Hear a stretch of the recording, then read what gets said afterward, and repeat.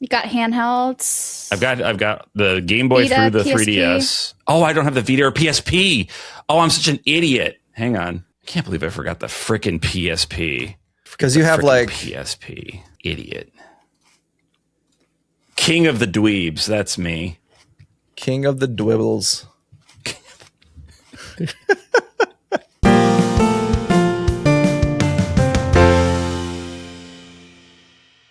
Hi there, and welcome to the JRPG Pursuit, a podcast for all things JRPGs. I'm Emily. I'm Branden. I'm Abdallah. And today we are kicking it back with a tier maker list that we haven't done in, I would say, quite a while. So it's fun to rank things again. And today we'll be ranking what are the best consoles to play JRPGs. Ooh. Emphasis on play. Play. Play. Not collect, because we know, the older these systems get, the more money you have to shell out. And we didn't need to, I think, do a tier list for that. At this point, I feel like in this economic climate, let's have mercy on the good people. Let's just talk about the fun part. Let's talk about the fun part. The reason most of us are here, which is to play these video games. How you play it is up to you. So let's just talk about it. Totally. Yeah. And when you hear like a lot of JRPGs are on this one system, and maybe it's like a gen back or modern gen, usually that's a good place to start collecting if you haven't collected yet. Exactly. For sure. Exactly. But yeah, we've listed, I don't know how many consoles are here. I can't count, but there's a lot. There's a lot. So we've got a lot we try to hit the get highlights, like the majority of the popular systems. Yeah, you're not going to find the Virtual Boy on this tier list. So I apologize to anybody who's a fan of that Innsmouth first-person dungeon crawler on the Virtual Boy, which I tried for like 5 minutes and felt so sick. So if you're able to play that game, props to you for having a stronger stomach than me. I mean, yeah, and that is not VR. I'll tell you that. I'm just saying, you're the VR guy. It's garbage. Branden has his limits, okay? I have my limits. I am still a human man. And so, yeah, no Virtual Boy, no Wonder Swan Color, because I don't think we ever got that. No Wonder Swans here. No Wonder Swan at all. We're keeping to like English releases. Western releases. Western releases. Of consoles. And no add-ons. Like, we're considering the JRPG catalog of a console to include games that were playable on the add-ons. So you're going to see TurboGrafx here. Most of those games that we're going to talk about were probably on the Turbo CD, but just consider it as one part of the same package, if that makes sense. Just to keep things simple. Yes. Yeah. That's the idea. The same thing with Sega Genesis, actually, too. Yeah. If you think about it. The Sega CD. There's some good JRPGs on the CD, so yeah. Yep, some good ones.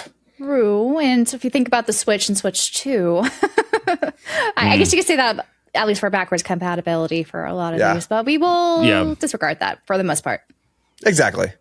But I think we should get into it because we have a long list of consoles to get through. We do, and there's a lot here. These are not in any particular order. No. So we might go about it randomly and how we feel like it, Yeah, I'm curious how this... Maybe we should do our all of ours first system first. Okay, yeah, we could do that. Be a little nostalgic. Yeah. I am a Nintendo boy, NES. So, let's start with the Nintendo. That's a heavy hitter. That's a heavy hitter. Technically, maybe my first console might have been the Intellivision, if we want to get real technical, but I don't think there were. It's not on this list, and I don't think there were any JRPGs for it. Nothing. Let me know in the comments if I'm wrong, if there was a JRPG that came out on the Intellivision. Maybe I missed it. Yeah. Maybe it's the greatest game ever. Dungeon crawler type things on there, but I don't think there were really anything. At least we don't know. Highlights that we talked about, at least. So NES, Nintendo Entertainment System. I mean, what are some of the big heavy hitters from that era you remember? That you played then or later on? We can't. Dragon Quest. We can't talk about NES or JRPGs without talking about Dragon Quest.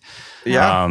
It was the first like true JRPG that we saw, certainly in the West, right? I don't think that's a controversial statement. Like, JRPGs were inspired by a lot of Western RPGs for sure, like Wizardry and Ultima and all these different games. But, you know, coming back over, like re-importing those ideas in Japanese form with Dragon Quest was a pretty big deal. And I know for me and for a lot of people, we got Dragon Quest because Nintendo was like, we've got a billion of these things. Just take it. Just take it. We don't know what to do with them. They made too many carts. They made too many of them, which was the opposite of the way things usually went in the NES era. There were chip shortages all over the place, and you couldn't get your hands on the games that were coming out that were super popular. Dragon Warrior, they were like, we have an abundance of Dragon Warrior. Wasn't it by design, though? Didn't they want people to be excited? They wanted to create a market, basically. They saw this game and they're like, and by that time, Dragon Quest 2 and probably 3, at least 2 had come out in Japan. And they were like, okay, this is like a big hit over here. There's no market for this kind of game with console players in the US. We need to do something to like make this a hit. So they thought giving it away would do that. I don't know that it achieved the sort of success they were hoping it would. Especially for Dragon Quest as a series, like that series didn't catch on until kind of now, right? Like Dragon Quest 11 was, I think its revival was the big hitter for especially in the West. It was like what brought attention to it, and now all the remakes are getting attention. And when those DS and 3DS games came out here, like I feel like they went to the bargain bin almost immediately. You said when those DS, I heard Buenos Dias, and I was like, Buenos Dias. What is happening? Yes, Buenos Dias games came out. That helped a lot too. But and not to say that there weren't always American fans of Dragon Quest, but like it didn't catch on in a big way. So we got the first 4 Dragon Quest games on the NES localized. I only ever played the first one as a kid. Me too. I loved it, but I don't know why I didn't go back for the rest. I would see them in Nintendo Power, but I don't recall ever being like, Mommy, please, I've been a good boy. Get me Dragon Warrior 2 for my birthday. I don't think I ever asked for it. So I don't know why that is. I wonder if it wasn't advertised that it was out, and you just didn't know about it. Like, I think there's a lot of games I didn't know about because they just weren't readily advertised that. We didn't have the internet. No internet. This is going to shock the young, but we didn't have the internet. It was exclusively used by Al Gore and the government to exchange messages amongst themselves at that time. So we just relied on magazines. Sometimes you would see a TV commercial for a game. Sometimes if you go to the store, you might get lucky. You would just see it on the shelf and be like, whoa. Like here, they promoted a lot of like licensed games for the NES. Yes. So like as a kid, you kind of got bombarded with those kind of games. So when you walked into places like Funko Land and things like that, like your eyes are going to go dart to like things that you kind of know. And since, as kids, we were limited with funds and whatever our parents would buy us from time to time. So we had to make choices. And I think And my choice was Ghostbusters 2. I remember asking for Ghostbusters 2. I think even without having, if you guys have never played it, I think you probably know that it's not as good as like Dragon Warrior 2. No. Yeah, no. You could probably Dragon tell. Warrior 2 was interesting, right? I don't know about at the time, but like looking back at it now. I mean, at the time, I think it was different. It was it introduced like a party system and distinct characters with personalities. True. Even Final Fantasy didn't have that. Like we only got the first Final Fantasy over here, but those were just blank slate avatars that you moved around the screen. They didn't have any kind of personality. So, yeah, Dragon Quest 2 did some really cool stuff for the time. But putting aside the Dragon Quest of it all, because we could talk about those all day. There were a ton of action RPGs, right? Chrysalis. Depending on the Adventures of Link. Zelda the Adventures 2. Of Link. Even if you're gonna argue that Zelda isn't a JRPG, which I feel like people are so weird about that. Like, who cares? Like, you call it one, don't call it one. Who cares? I feel like if you're gonna make an argument for it, 2 would have been the most like the most JRPG like of them is because you do level Zelda up. 2. Sure, it is. It feels like it is an action RPG of sorts. So I feel like that one. Yeah. You have Final Fantasy. Come on. Final Fantasy hit the NES, and that was a big deal for the series, if not for me personally, because I didn't play it till much, much, much later. I think my first time actually playing the original Final Fantasy was on the PlayStation, the remake for the PlayStation. But yeah, so it's a big deal. However, since this is a ranking list of the best consoles to play JRPGs on, I don't think it holds up all that well. I think the issue is a lot of them have been ported, right? They've been ported / I mean, honestly, just remade. Yeah. The Game Boy Color remakes of Dragon Quest 1 and 2 are significantly better in a lot of ways from the originals. So it's like, is there a compelling reason outside of nostalgia to play the original versions of those games? I guess one thing we need to maybe lay down before we start ranking everything is like, of the era, was it like the best time to play, or is it more like now? Is this where the systems you look for? Yeah. I think it's hard to distinguish that for some of this. I would say like now. We could do it for now, I guess. We'd have to do now, because if we said at the time, it would be up against the Master System. And the Master System had some, but not, not to the level that the NES did. So it would be an S. And like, I don't think that's an accurate representation of it in comparison to everything else. So, Or we could also think of like a legacy, like, it had a huge legacy. Had a massive legacy for sure. Yeah. JRPG. So I think that we could boost it up a bit because of that, but also just considered contextually today. Yeah. Those games that came from that system, like, how would we rank it? And there really isn't a lot there that we got. Like, I mean, they didn't, like, a lot of them were Japanese only JRPGs that were made. So we only got like a handful at most. We did on the NES. I was like, initially I was leaning C. I think taking legacy into account, I think it becomes more of a B for me. Yeah, I can see that. I was leaning towards B because, you have, the granddaddy of JRPGs there, and the legacy, I think, definitely boosts it up a bit. Yeah. Okay, I'm comfortable there. I like it. Yeah. I like it. I like it a lot. So that was our first console, Emily. Yeah, I think it was a PS2 for us. Depends if you want to go unless you want to do handheld. The Game Boy Color was my first. Your first. Okay. Computer was technically my first, but Game Boy Color. Game Boy Color. Let's do Game Boy Color. Because PC will be too difficult to rank right now. No. Right. Yeah. I don't know how we would do that. Something we should say. We're excluding that. We're just consoles. Just consoles. Yeah. But yeah, the Game Boy Color. So my first ever game there was Pokemon Silver. The second gen Pokemon, I think, definitely has set a precedent of like what to expect with long adventure games in the JRPG space, and how expansive it could be. Like, and also give some surprises. Like, you think the end credit here is all it was, but no, there's more. There's more. Explore the world. So much. And then some cool callbacks, to like at the time when I was playing it, I didn't realize it was a callback, but you could, fight Red and of course visit Gen 1 stuff. But I'm trying to think of other, the issue I think for me is I didn't play any other JRPG on the Game Boy Color at the time. Okay. Like, there are a couple, of course, that are there, but I wouldn't say it's like the biggest system. And I know we kind of wanted to potentially combine Game Boy Color with Game Boy. Oh my gosh, I'm so sorry. Yeah. I forgot the alerts are on. That makes me off. It's a little those of you watching Trails Love. A little Trails video Love. Saw a little Trails Love pop up in the corner of Emily's screen. A little Trails Love there, and maybe a little jingle. Who needs some? Maybe you don't hear that. It's always I didn't hear it Bestel. at least. Maybe it'll come through on your It audio. might come through a little. We'll see. Anyways, a little Bestel. A little Bestel there, Winkin. But yeah, I don't know.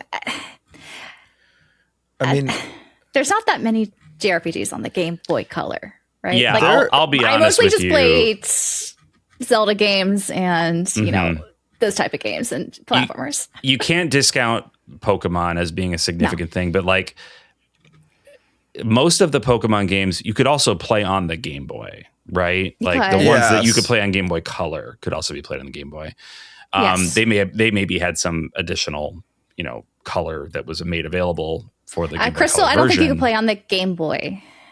Yeah, I think that was a Game Boy Color exclusive. I want to say so. Maybe. At least I think so. I'm not sure. But point being is that like it lessens the, I think, weight of the Game Boy Color in particular as a place to play JRPGs. I know that there were some games that I've like Lufia, basically Lufia 3 is a Game Boy Color exclusive, which is like, what? That's nuts. Weird, yeah. They also ported some games too, right? They did. Dragon Quest, the aforementioned Dragon Quest 1 and 2, and then 3. Yeah. And then there's Dragon Warrior Monsters. Monsters. Mm-hmm. They have 1 and 2 on the Game Boy Color. Right. So there definitely were some. Was Crystalis also had a solid games? Game Boy Color. Yes. Okay. It was a color. They did port that as well. You're right. Yes. And then when was?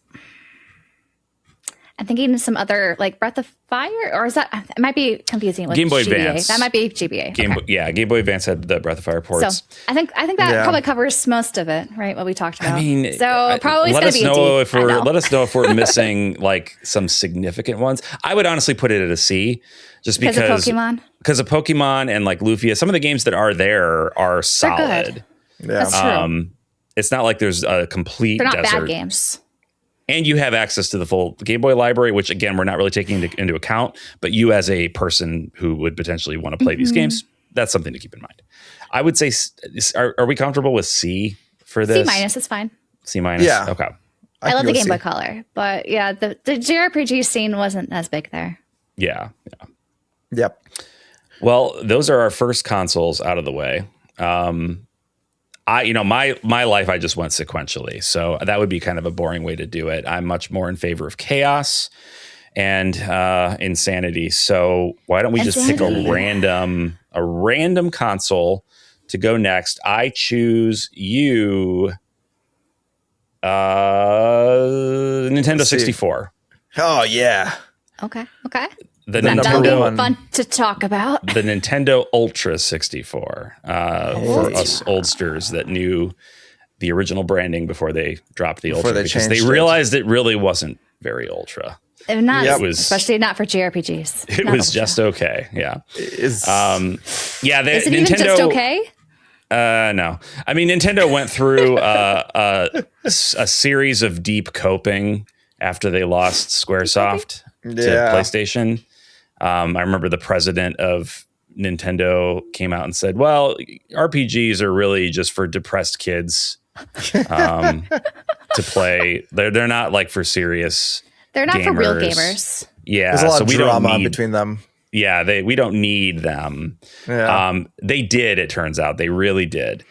And at least for me in that era, I was completely disillusioned with the Nintendo 64, because to be honest with you, there are 4 JRPGs and I don't think any of them is particularly great. I know that Quest 64, Person of Lordly Caliber was the subtitle. I know that game has its fans. I never played it. It's kind of like a cult following. It's got a little bit of a cult following. Maybe reasons more than just playing the merit of the game. Yeah. It's like, when people love a bad movie. Yeah. Sure. Yeah. So to me, it's a D, and there's very little more to say about it. Quest 64 was not a fun game. I didn't enjoy it. Aiden Chronicles: The First Mage is maybe a little better, but still just not appealing. What was the Pokemon game on there? Coliseum. They had Pokemon Stadium. Pokemon Stadium. Sorry, not Coliseum was GameCube. And then you could hook up I think you could play Game Boy Advance. No, Game Boy Advance is on here too. Okay. No, they can play Game Boy. Your Game Boy Pokemon games. You can plug them in. Plug them in through the Rumble or the pack. Yeah, the pack thing. But that's less. It's not as interesting for sure. So deep. The number one game on the N64 in terms of JRPGs was probably Paper Mario. But true. Paper Mario is maybe the only one that I would say is good / holds up. Worthy. Yep. Yeah. But overall, I agree. It's a D tier system in terms of JRPGs. In terms of JRPGs, and in terms of most third-party games, there was obviously Rare games, and there were Nintendo games, and everybody put out a game or two that was pretty solid, but it was just a tiny library, and it was Anyway, I don't want to spend any more time on this sad little system than we have to. So, what one do we want to do next? Scarred into buying that one. So mad. I sold every Super Nintendo game I owned. I sold Chrono Trigger to get the Nintendo 64. You have to understand how bitter I am to this day. You fool. I had the Chrono Trigger strategy guide that I sold as well. I had everything. And I sold it all for this piece of garbage. And I'm still mad. That did not live up to your expectations. Not even close. So what do we want to do next? I think we did a lot of Nintendo. We should do a PlayStation or Xbox. Should we do the rival? Let's do a PlayStation. I feel like we should do PS1 for its rival. Let's do PS1 because of what it means. It stole it took all of them. Square Enix or Squaresoft at the time from them. Sony was flirting with Square at a party, and they went home together. And exactly. I don't need to tell you, but sparks flew. And when Nintendo found out about it, left Square's stuff on the front lawn and said, "Get out." And so they did. And for the next 4 console generations, we really didn't have much from Square on Nintendo. We did have quite a lot on PlayStation family of consoles, though. We did. The next 3 Final Fantasy games all found their way to PS1. Xenogears, an actual freaking sequel to Chrono Trigger and Chrono Cross. Your Breath of Fires 3 and 4 were both PlayStation games. What else? Your Vagrant favorite Story. I was going to say Vagrant Story. My favorite Vagrant Story that I'm very good at and never lose when I play it. You never rage quit? I never rage quit over and over at the same spot. No, not at all. The number 1 game, Beyond the Beyond. Beyond the Beyond. Wait, is that Beyond the Beyond? I thought that was a Super Nintendo game. Isn't that the PS1 version? Isn't there PS1? Is there a PS1? Maybe you're right. I'm pretty sure. I want to say there is.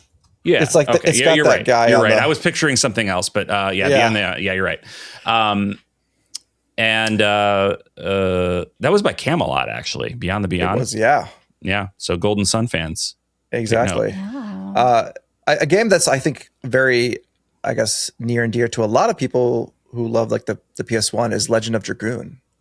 Lately, there's a lot of people who are very, very into that game, and big fans. It's a great game. Big fans out there. We've gotten the Valkyrie Profile games started on there. There and PS2.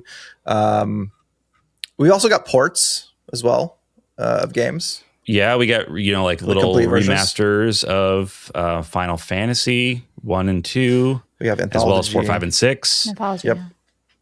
Grandia got moved over there too. Not the best way to play those games, but Grandia. Yeah, in some cases it was well, at least we get it kind of deal, because I know it was better. Grandia was better on the Saturn, but it's I didn't have a Saturn, so I was just happy to have it. Exactly. I mean, we keep listing games, and then ones that Japan got only too. I mean, just I would say the massive PlayStation number. 1 saturated. It's also an era where there was a lot of experimentation. So you would get games that did things that were weird. Why am I blanking on the name of it's a dating sim? Thousand Arms. Thousand Arms. You get games like Thousand Arms where it combines JRPG and dating sim, which is a crazy idea. Almost like the Sakura horse. Grand Stream Saga. Yeah. Grand Stream Saga, Legend of Legaia, where you're putting together fighting game style moves to battle turn-based. Just a good game. Crazy era of JRPGs. I think it's an S. I think so honestly, too. I didn't get to participate in that era. Right, but just the sheer quantity of games and quality, right? There's so many really good ones, and even the bad ones are at least interesting. And I think that's a hallmark of a solid generation. And a lot of those games haven't been ported. A few of them have, of course, your Final Fantasies and stuff. But there's still stuff that's stuck, I would say, on the PS1. Yeah, and I feel like a lot of the games that people look back and feel nostalgic about, the series at least, started on the PS1 as well. There's a lot of series that started on the PS1, which is incredible, like Wild Arms and other things that later on kind of moved over to. Next, systems. But yeah, I agree. S tier, 100%. Ish. Wow. More modern with Xbox? Sure, let's do Xbox. Which one? You want to do the original? Yeah, I feel we should start with the original. Okay, I don't know of any JRPGs on the Xbox. Do you guys know of any? I'll look that up for me. I don't know. I mean, you can always make the case for Shenmue. It's more beat 'em up, but like I feel like it's kind of adjacent. It's like almost like Yakuza. You know, we count it. Yeah, there's like the Phantasy Star Online games that were on there. I think. Let me see. There's like Western RPGs, but I don't know. There wasn't really a lot of JRPGs on there. There was a lot of Western RPGs. It was until the next gen of, I would say, that they kind of stepped up their JRPG game. Yeah, for like the original one, I think it's like basically was more of a Western RPG. Yeah, they had powerhouse. like Fable and Fable. Digimon World 4. But yeah, I think I probably would say it's a D, Digimon? right? That's what I'm reading. It's just Reddit. If this is accurate. It's a third party. I'm sure there was probably other systems who had it too. Yeah, I'm sure it came out on everything. But did they have Shin Megami Tensei 9? They did, but only in Japan. Okay, that's only in Japan. I was like, it was like an online. It was like a weird spin-off, even though it was called 9. Yeah, no why idea. 9? They skipped like 3 through 8 and just went straight to 9. I did not know that. I didn't know that either. I feel like that goes, definitely D tier. There's really wasn't much there for JRPGs. Worse than, are we doing it? Are we making sure it's like structured, like which one's better in each row?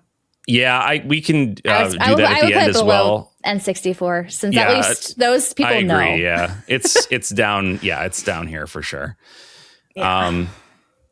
Okay, how about let's do the other handheld. I was just thinking between the Game Boy Advance and the PSP. Let's do the Game Boy Advance. Okay. Ooh, okay. That's a good one.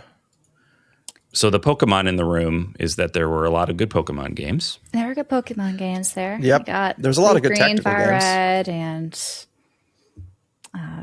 Sapphire and Ruby. Mm-hmm. Yep. We and had like finally got Fire Emblem. Yes, true. Our first Fire Emblem game. experiences. We talked about Golden Sun. Golden Sun and the Lost games. Age. Like Final Fantasy Tactics Advance. Still, all these games are still like talked about as being exceptional. Play them there. Which, that says something. People Again, still hunt them out, ports of like Super like NES. Yeah. So many ports of SNES games. Your Breath of Fire 1 and 2.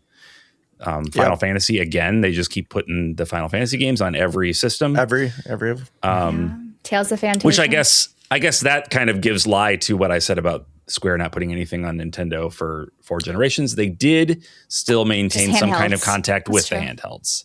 Yes. But to be fair, there weren't a ton of other options for them at the time. It was kind of just the Game Boy Advance. Exactly. In terms of competitive handhelds in the US. I feel like the Game Boy Advance has a lot of like JRPGs. There's some hidden gems. Like a lot of like Atlas published ones are on there. I'm blanking on the names, but there's ones that I've been wanting to have. You got like the Phantasy Star collection. I think that all the like 1, 2, and 3 is on there. Some of so to be fair, like some of the chipsets, like if you play Final Fantasy 6 on there, it doesn't sound as good. It's not like the best way to play some of those games. Yeah, like with Final Fantasy 6, you have like, you have extra dungeons in Final Fantasy 6 for the GBA version. Oh, that's right. It does have extra content, but the music is a little dumbed down because of the sound chip in there. The sound chip in there is not that great. Shining Force had a game on there as well. There's quite a few, I think, good games. What was the Kojima vampire game? That was, what was that called? It was like Baku. What is? I can't remember the name of that game. Do you remember, Branden? Cool. I will be honest with you. So the internet is being super weird right now, and I'm getting. You guys sound like robots. Where's your voice, Branden? And the very little bit that I can hear of you, you sound like robots. Not speaking English. I don't know if he hears us. Nope. What about? I don't think he hears us. Now I hear you now. Oh, I think he's just saying, "Can you hear me now?" No. Oh, no. Yeah. Oh yeah, there. You. Okay. Oh, you hear me? Okay. We can hear you now. That was weird. Okay, we're back. So I don't know how much of that picked up for you guys. We asked for you me, what... you guys sounded like robots speaking Latin. So I didn't pick up anything of what you said. So what's the question? We heard each other, but we didn't hear you. Didn't hear me. Yeah, I don't know. That's weird. Okay. Abdallah was just listing off ones. We were asking. We were trying to figure out what the Kojima game, the solar game. Yeah. The one where you take it outside. I can't remember the name of it though. But yeah, that game. Yeah, everyone knows of that game. That game, and there's a sequel too. Mm-hmm. Exactly. It's like Baku something. Let us know in the comments. I should just look it up, but it's fine. But I feel like, in my opinion, I think the GBA should be like, I don't know. I feel like more like B tier or even. I was thinking A tier. Like A tier, like honestly, like A tier. I feel A personally, like and it remains to be seen. Maybe there will be some that are a little higher on the A, but like I do think just based on the games that are exclusively available for, it's like it's got some heavy hitters that are still talked about. So like that's something. I agree for sure. And then I know we're not counting this, but you could also play the Game Boy and Game Boy Color catalog as well. That's true. So backwards compatible. And it had a nice backlit screen if you got the SP with the backlit. If you got the SP with the backlit, yes. It's a mighty machine. Great machine. Great. Love the GBA. Progression of the handheld systems. I know. Mm-hmm. It took them a while to bring that out because like that Game Boy and Game Boy Color came out a long time before this. Yep. I mean, they had a winning formula. They didn't want to overturn the apple cart when they didn't need to. Yeah. They did not. Okay. What's next? Back to PlayStation. What would we want? Ooh. Give us a PlayStation, Dalla. Let's do PS3. PS3. All right. PS3 is so interesting. Yeah. Ridge Racer. Everybody loves PS3. So no, actually, a lot of people didn't. Yeah, it had a rough start. Yeah, like it's an interesting because like that era of just that generation of consoles, there was a lack of just JRPGs all around. More so, especially on the PS3, over to like in the beginning stages, especially. But it just everything kind of like focused more on like third person action. And muddy colors. And muddy colors. Everything got like just everything was brown and gray. Yeah. There's been a lot of ink spilled about the PlayStation 3 era of gaming and JRPGs in particular.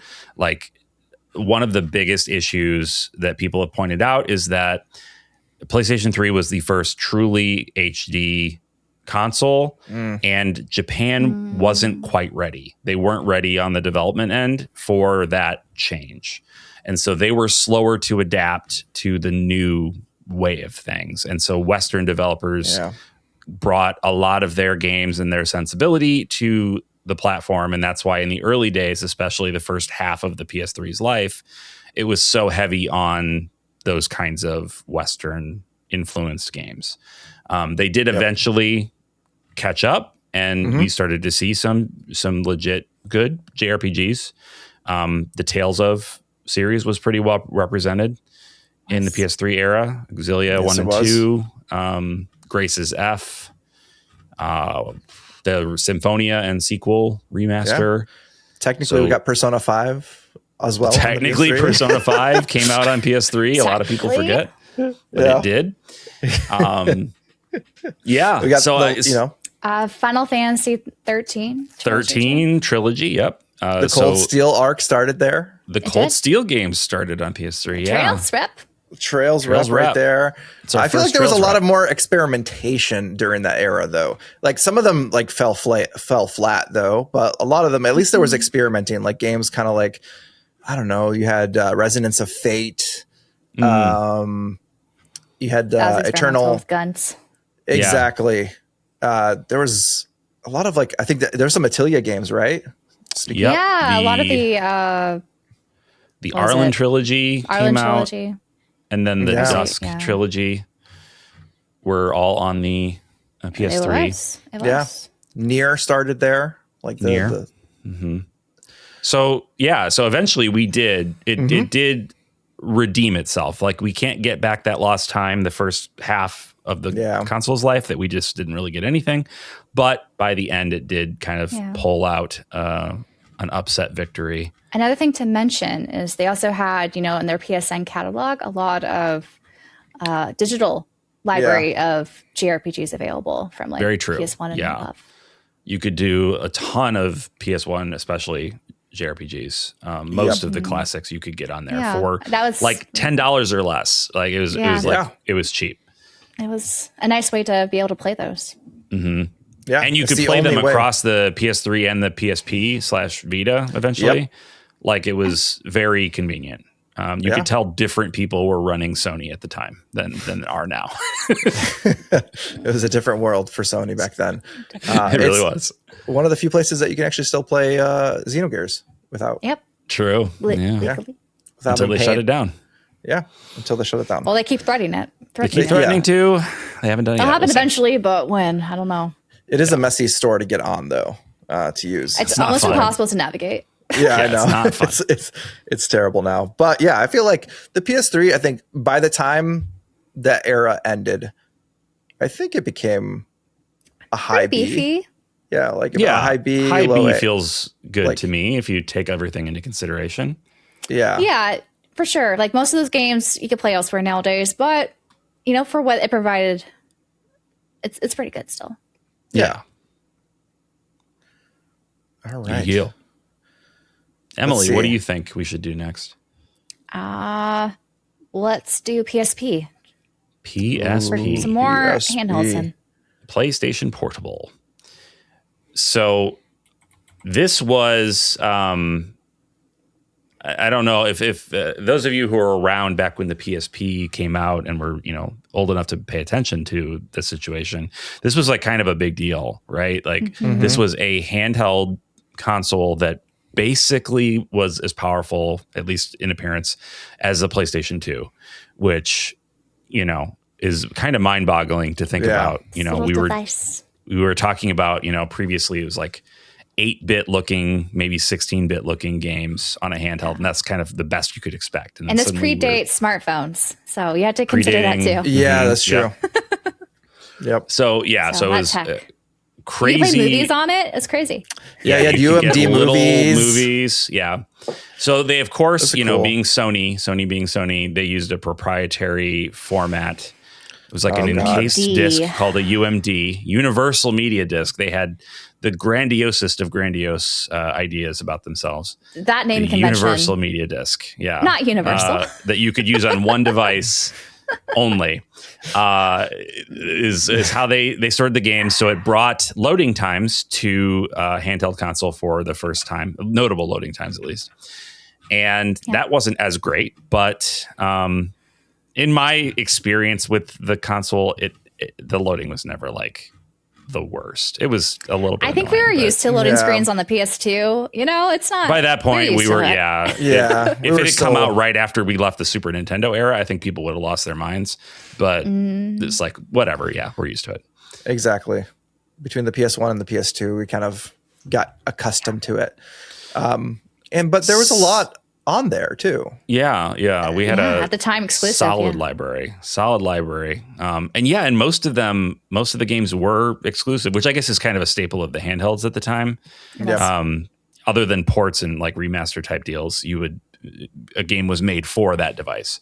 So you would have your Crisis Core, Final Fantasy VII.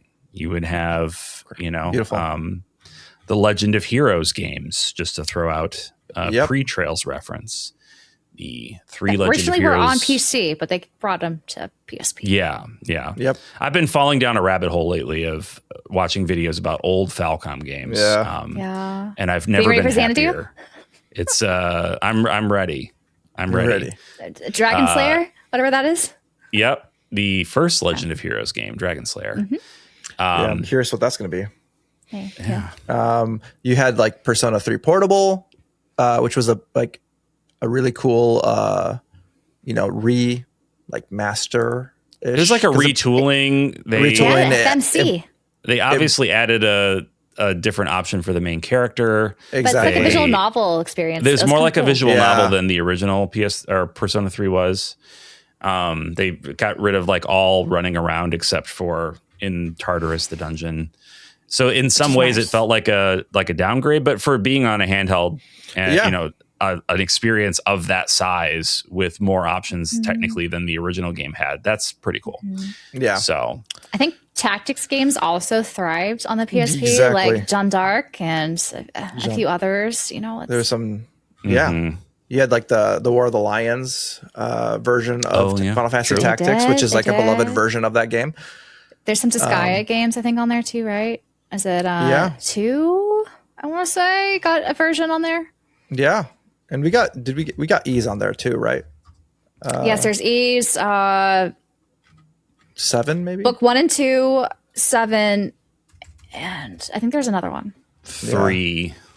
1, 2, 3, 7 were PSP. That's it. Yeah. And then they had like a version of Valkyrie Profile that was made like Lenneth, which is like the same, I think, the first game, but just kind of made like a little bit better. Another dedicated one was Kingdom Hearts Birth by Sleep. Yep. Which was beautiful. Sleep. Like, those graphics still impressed me. Exactly. And I mean, burying the lead a little bit, but obviously Trails in the Sky, first chapter, PSP is how we experienced it first here in the West. And that's a pretty big deal. I don't know about you guys. I think it's a pretty big deal. Big deal. I agree. Yeah. Very big deal. So the question becomes, where do we put the PSP, given everything we've said? I think it has to be above the Game Boy Advance. I do think it's above the Game Boy Advance. I don't know if it's quite S tier or not. Yeah. I don't think it's S tier. Really?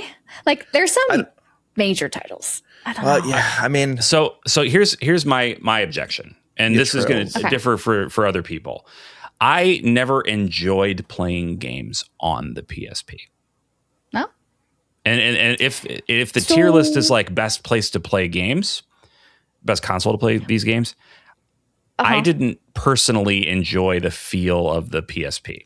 Did you ever outlet it out? Because you get the cord and put it on the TV. So I put it on the TV, and that's how I experienced most of the games. Yeah, and that did help. That made it a little better.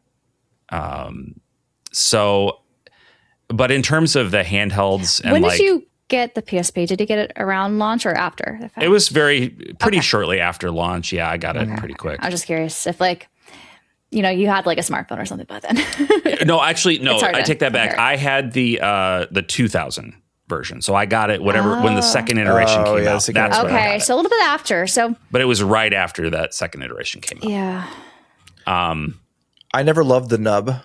The nub was weird. The nub is not great. The nub. Did not like that. I like the form factor though. I don't know. Like I like small. But I love handhelds. the way it looks. I mean, it has looks great. that form factor has kind of become what every handheld console is, right? It's controls on either side, screen in the middle. That's what has handheld gaming has turned into. The UMD though, awful. Like I'm afraid to actually play mine. Like I just want to kind of emulate on there because I don't want to scratch up the discs I own. Yeah, they feel fragile. I don't know how fragile they actually are, but they do feel like they would be fragile. Yeah, and the hinges too could break of your. I've had that happen. Yeah, I've had the casing around the UMD break. So I would probably put it in an A. Okay, we could put for the library. The library's great. And the actual usability of it, I don't know. For me it would be lower than the Game Boy Advance, but if you guys want it to be a little bit higher, I was thinking library wise, it's much better. But usability, I think I prefer the Game Boy Advance. So I didn't play the SP that we have pictured here. I did play the OG. Yeah, the SP was the only one I ever had, actually. Yeah, me too. I got the Indigo one. It's pretty. Yeah, I do love the Indigo. Had the Indigo. I love the color of that. Next, Branden, you choose one. Yeah, let's go with let's kick it old school with the Sega Genesis. Ooh. Sega.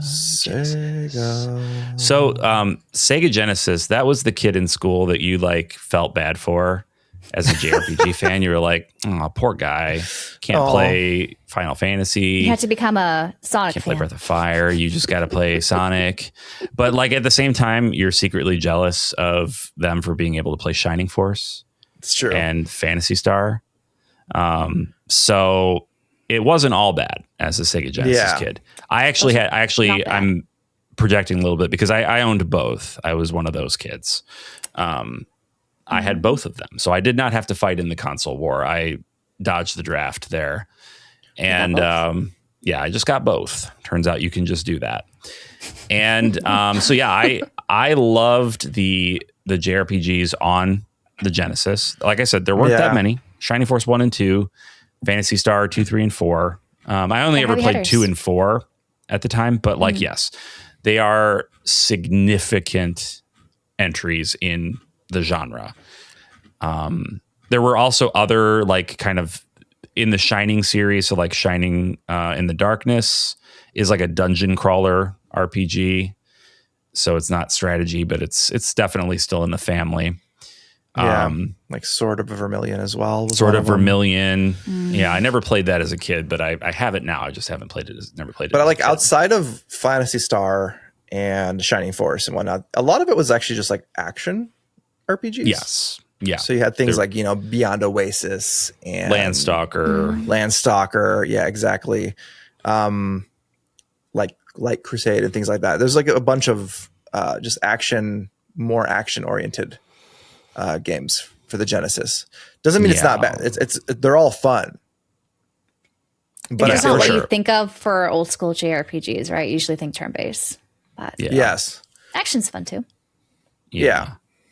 It's kind of interesting, We like, especially in the modern era, I feel like we're leaning more towards action.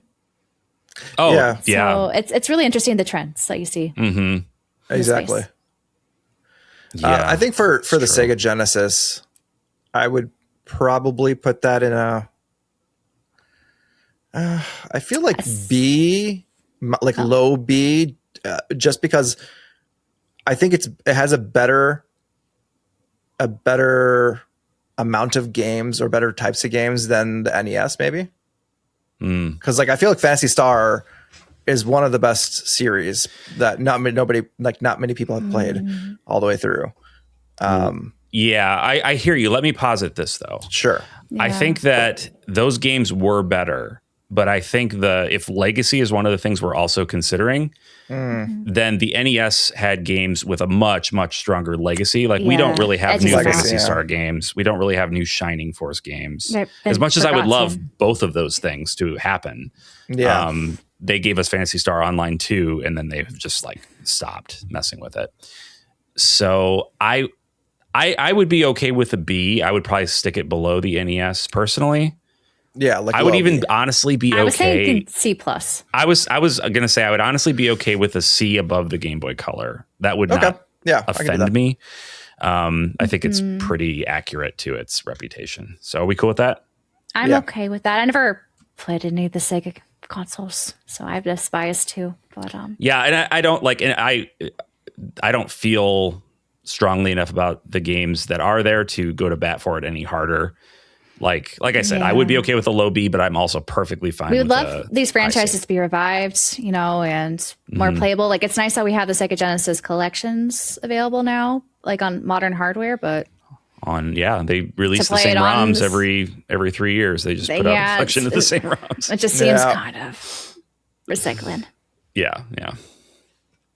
All right, next up. Okay.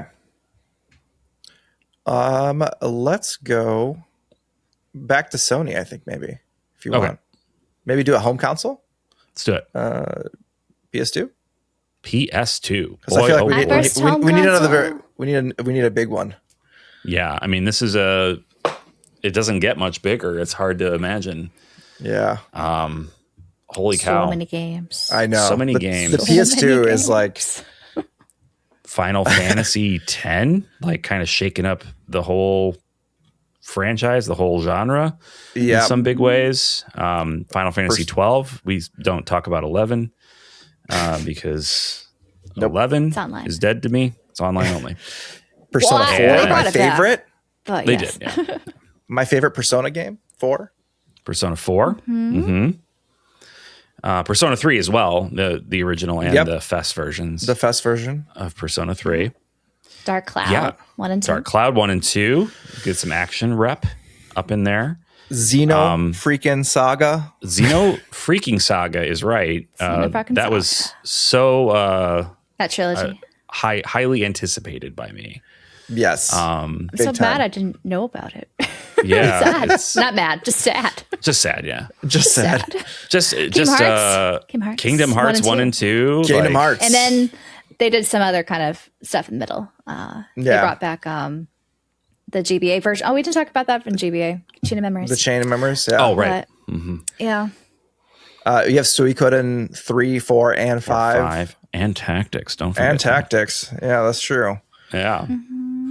There was just so much. You got Wild Arms, baby. They're just Oh, those Wild Arms. all over the place. Going wild. Disgaea started there. Gaia. Which is like a phenomena for people who love that. And then the Shadow Hearts game that Shadow Hearts. we need to one day. Shadow Hearts. One day see that. Covenant is like the Shadow Hearts Covenant. I didn't play it as a kid. I played it for the first time a few years ago as a grown man. And I was like, how did I not play this game? Like, it's so incredible. It's like, it's better than Final Fantasy X in my opinion.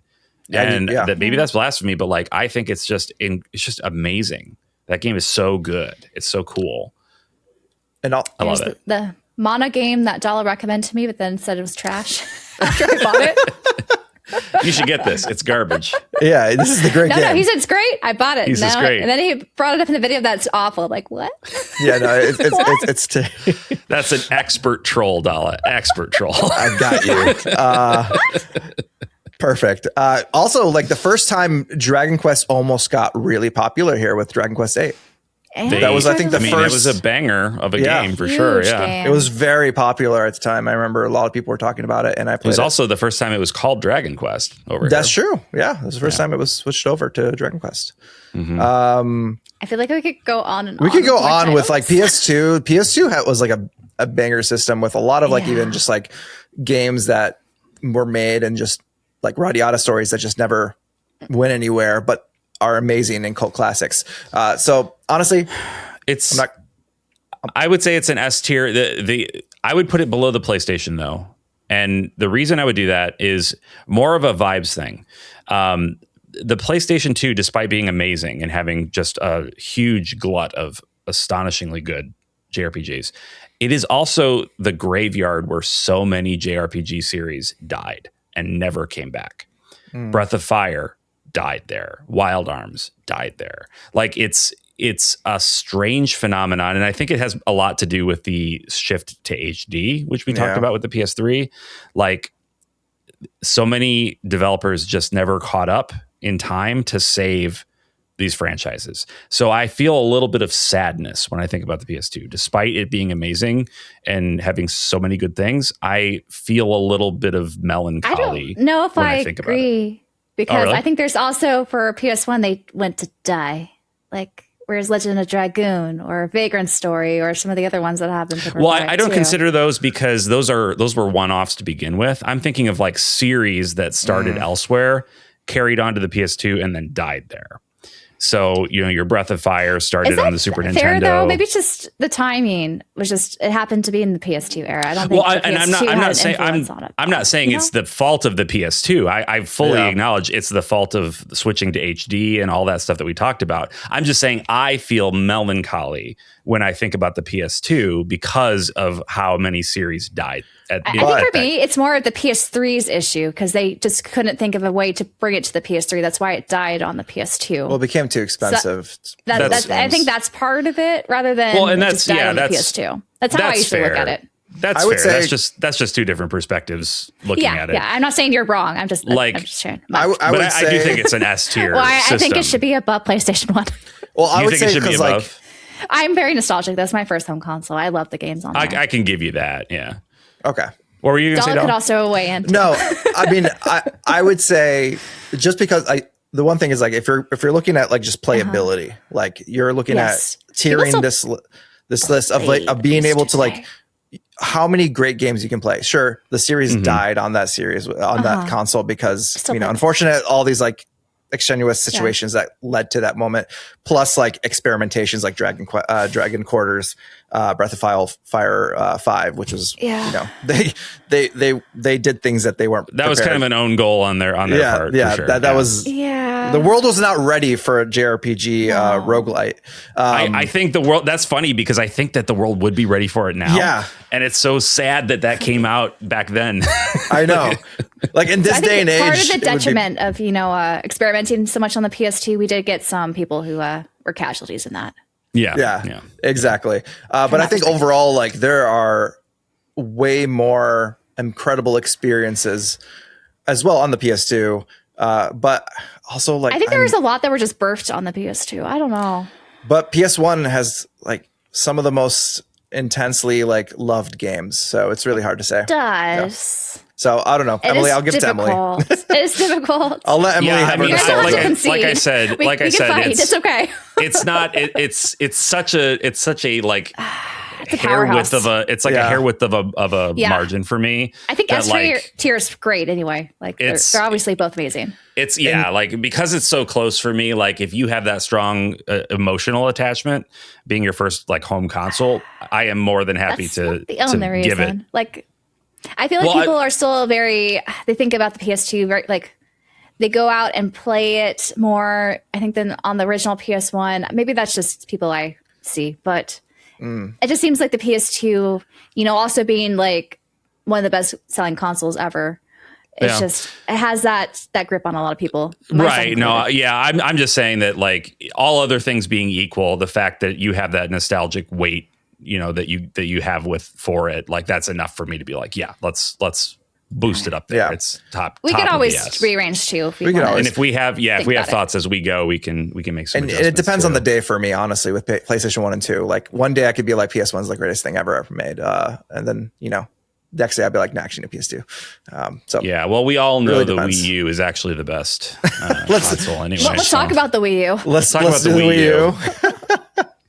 So the Wii U was a console. You're right. A console. I like that. That's keep it going. Actually, that's important to say because I think one of the major reasons that the Wii U failed was people didn't realize it was a console. They thought it was just a weird screen you could buy for your Wii. Failure in marketing there, but it was a very cool, fun, experimental idea from Nintendo. Yeah. Mm-hmm. It was the thing that kind of paved the way for the Switch. So it really did. Switch lovers, you have a lot to be grateful for that the Wii U was a thing. Yeah. It did not, however, have very many Japanese role-playing games. Nope. We had Tokyo Mirage Sessions comes to mind. Which is a great game. Great game, from what I understand. I haven't played it. But it's, a joint effort between Atlas and Nintendo. Mm-hmm. Bringing people were very SNT. disappointed at the time when it came. Right. Yeah. They didn't like they thought there'd be more Fire Emblem than just them being summons. And it's like just J-pop and not everybody, maybe not everybody's cup of tea or whatever. There's that, and there's also, censorship cries about it too. Oh, so there's a lot of controversy. There's always that. We had Xenoblade Chronicles X. Xenoblade Chronicles X. Phenomenal game, in my opinion. Like, great game. Just, wow, how did they do that? I remember playing Xenoblade X. I played Xenoblade X late. I played it after I already owned a PS5. And playing Xenoblade X on the Wii U, I was like, this game looks better than anything I've seen on the Wii U, or on the PS5. Like, how is that possible? How is that? Right. It's feasible? a miracle game. Because mindless are wizards. They are amazing at what they do. Yeah, they really are. So, it had a couple of games, but I feel like those games can now all be played on other machines. So there's very little reason that you would need to bust out your Wii U. Yeah. Unless you were playing Virtual Console. We can't completely discredit the Virtual Console. There was some significant games available there. Mm-hmm. I really didn't use it. Or could you also buy it on the 3DS? Some of them I don't know, actually. I don't know which ones were exclusive to what. Yeah. I know that you could get DS games on the Wii U. Okay. At least some of them. You could. That's nice. And there was, was there crossover? Like if you bought virtual console games on the original Wii, were you able to transfer those over to the Wii U or not? I can't remember how they did that. I think there was some transfer. You had to do like you had to have your console. I know that I couldn't do that. I was really angry because my Wii was completely broken when I got my Wii U. So I couldn't do the transfer to get all the games that I'd spent money on were just gone. I couldn't recover them. So, Your first digital storefront. My first digital casualty was the transfer to the Wii U. That's Wii. I don't have a Wii U, so I don't know. Yeah, it's a D. Yeah. It's a D, guys. I don't it's a D. Is it worse than Xbox? I don't know. I don't think it's not worse than Xbox. Put it up because Pokemon Session's great. I feel like it's better than 64, but just for the fact that the two games are really great. The quality. Yeah. But then again, you can play them elsewhere, though. The fact that there's Monolith Soft games on the Wii U, automatically it boosts it. Automatically raises it. Automatically above these two chuckleheads right here. Nintendo 64, little numbskulls. Xbox. You guys go play in the dirt. Yeah. You don't get to sit at the table with the big kids. Okay, Wii U, D, all day. D all day. Let's do Xbox 360. I was just going to say that. Let's give a little more Xbox love. Yeah, I like that. And there's there's some love to have on the Xbox 360. Cool ones that people keep talking about that they wish they poured elsewhere. Yeah. You know? Yeah. I mean, we'll just get right to it. Lost Odyssey, right? Everybody loves. Yeah, Sakaguchi and Nobuo Uematsu going together to make the publisher or the developer Miss Walker. Yes, that's what it is. Miss Walker. And so they made like Lost Odyssey, Blue Dragon. Mm-hmm. So those games are especially Lost Odyssey. I mean, Lost Odyssey in particular, right? Like that's the one that everybody holds up as this is what Final Fantasy would have become in an alternate timeline where he never left Square. Yeah. So that's great. Tales of Vesperia, we got an exclusive Tales of game for the Xbox 360. I know, which is wild. They were going hard. Microsoft went over there with their wallet open and they said, hey, Japanese developers, we didn't have any games. We forgot. Sorry, we forgot on our last system. We forgot that you guys existed. Did you want to make some games for us? And they were like, no, we don't really want to. And they pulled out just a wad of bills. And they said, are you sure? And they said, okay, we'll do it. Yeah, and that's how we got so many of these games. Exactly. And regardless of how they came into the world, they're critically acclaimed. They're lauded by players. They're, for all intents and purposes, they're great games. Yeah, there's a lot of games that started there and finally, after a while, got ported to the PS3, kind of like Eternal Sonata. Eternal Sonata is a good example of that. Star Ocean. International 4. Yeah, 4. We got the international version, but in Japan, they got the Vesperia port, but we didn't get that over here.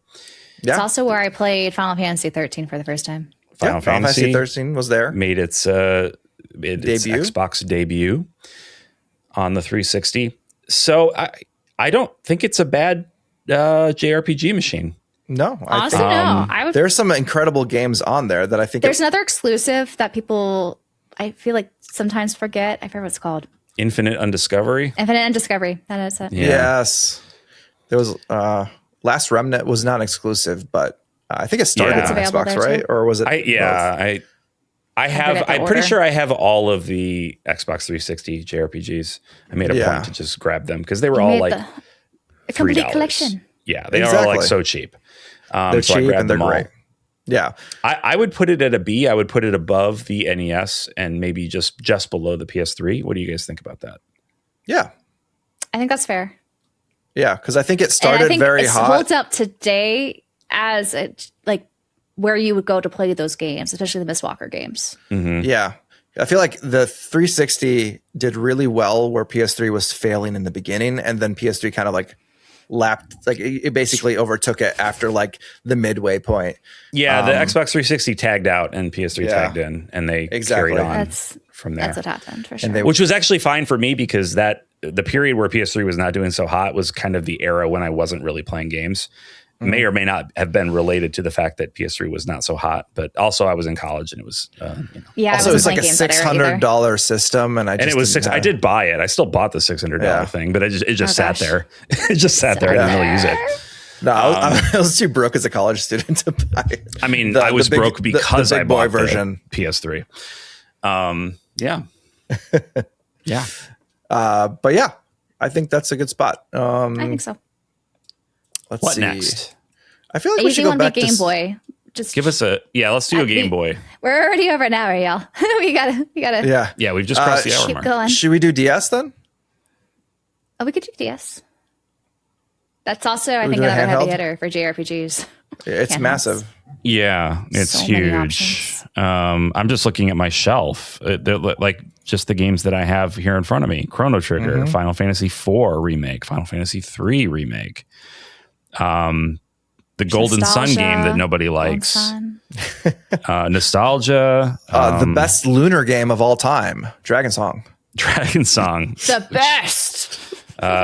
That's sarcasm, folks. If you don't know about the DS lunar game, don't get it. It's very bad. Dallah has a video on it. Yeah, check out my review. Check out his review. He tortured himself for your enjoyment. I did. There's a Fire Emblem game. Yeah, and we had a port original one. We had a port of Rhapsody. Yes, originally on the PlayStation, the musical RPG. Radiant Historia, the original Radiant Historia, that started on the DS. Yeah. Shin Megami Tensei, what was it? The Strange Journey strategy one. There's Strange Journey. There's also the two strategy RPG ones. So I'm blanking. Devil Survivor. Survivor. Yep. We had Sands of Destruction show up there. Yep, we did, and then Sands of Destruction I think is worth mentioning. Masato 100%. Kato's game. Yep. There's also, that's where the Etrian Odyssey game started. Etrian Odyssey. That is true. And that really utilized, the dual screens, which was really cool for dungeon crawling. Did we bring up Pokemon? Because there's lots of Pokemon on there. There's Pokemon too. Not just mainline games. There's a lot of spin-offs. Yeah, spin-offs and like mystery dungeons and all these sorts of things that was on Ranger. there. Yeah. Yep. I feel like the PSP, there were also a lot of strategy games on the DS. Final Fantasy 12 strategy game, was it? Yeah, the Wings of Revenant. Wings. Revenant Wings. Yeah. A Valkyrie Profile one. Valkyrie Profile strategy game was on Blue there. Dragon one, I think. As well. Covenant of the Plume. Yep. So there's it was a very big time for like spin-off strategy games. There was like a Suikoden strategy game, I think, as well on there too. There was on the DS. It wasn't strategy. I don't think it wasn't strategy. Okay. Tierkreis. Yeah, that was some German word. I don't know how to say it. Oh yeah, that wasn't. Which I think was technically the last Suikoden game that we got. Yes, I think so. Over here anyway. I think the DS, it really complemented, what the PSP was bringing too in the JRPG space and spin-offs. One thing we didn't mention, I think, was the Wild Arms one on the PSP, right? Oh, XF. Oh, yes. Yeah, XF, the strategy one. Yep. Yep. We were talking about spin-offs, but I feel like the DS too much crossover. Like, I feel like both systems had their unique games. They did. They weren't cross-gen or cross. Yeah, systems. That was still the era when consoles were pretty unique from each other. So it was like it was actually probably more work to port a game over than just to make a new game. So it's like just make new games. Exactly. Contact. There's a lot of weird Atlas games. Contact was weird. Yeah. Was the other one that people always talk about? That Ghost Trick. Yep. It was the first time we got Final Fantasy 3. It wasn't an RPG, but no. But it was the first time I got 3. Yeah. Yeah. Okay. What's that one studio that closed? That people. It's a strategy RPG. I'm blinking. I can't think of it off the top of my head. I'm not sure. But it's published by Atlas. They also did what was that one on the 3DS? I don't own it. Sorry. I agree. It's great. But you agree. I agree with whatever you're thinking of. I believe that it was good. Yeah. So do we think it's better than the PSP, or do we put it on the same level, or what do we? Luminous Arc. Sorry. Luminous Arc. Yes. Just say it. Yes. Luminous Arc. I was like, it's on the tip of my tongue. I would have thought of. I used to own those. I had those on my shelf at one time, but I've sold them, so I didn't have them on my shelf anymore. So I forgot all about them. There you go. There you go. I feel. Yeah. So, do we think it's better or worse or the same as PSP? That's hard. I feel like it's I want to say they're on par. I feel like they're on par, but like it's at least on par with the PSP. I like the DS whole feel though. I think I prefer the. I was a huge fan of the DS Lite. I love that system so much. DSi. Yeah, the DSi. Yeah.